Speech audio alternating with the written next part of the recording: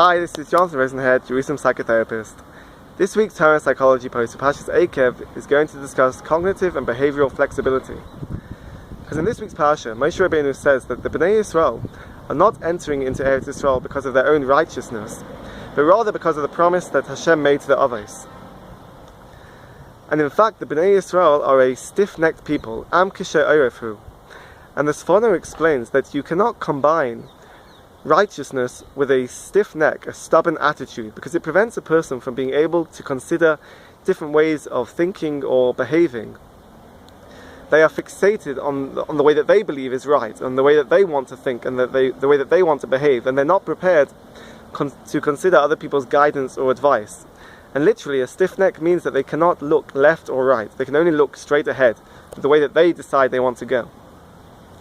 And in psychotherapy, a stiff neck or a fixation manifests in different ways. So firstly, in clinical depression, we know that someone who is clinically depressed has a negative way of thinking. They are stuck in this negative cycle, negative thought pattern that prevents them from being able to consider other ways of thinking or behaving.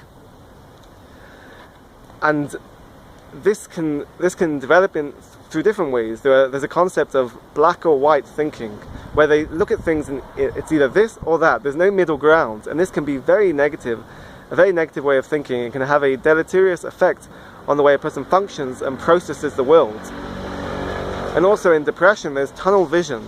Tunnel vision is when a person is so fixated on themselves and so focused on their own problems and the tragedies in their life that they're not able to consider anything else, not able to consider ideas of hope or to see the light at the end of the tunnel.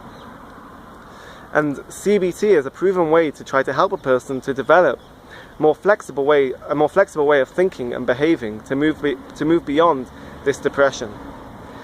And also in OCD, obsessive compulsive disorder, is when a person fixates. There's an obsessive rumination on a certain thing, such as cleaning, washing, checking. And it's interesting that in the most recent Diagnostic and Statistical Manual for Psychiatric Disorder, the DSM-5, says that OCD is not an anxiety disorder, but rather it's a category in itself of obsessions. Because the OCD is not driven by anxiety, but rather it's neurological, that causes a person to fixate on something. And through therapy, through gradual exposure, desensitization to the OCD stimulus, they're able to gradually habituate to a new way of thinking and a new way of behaving.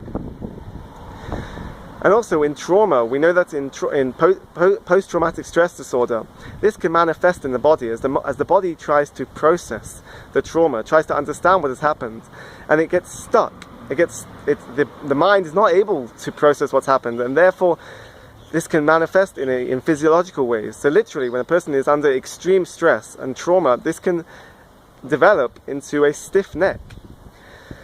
And through therapy, by giving meaning to the trauma, giving more meaning to the traumatic experience, the mind is able to develop and process through this fixation point, and is able to move beyond this trauma.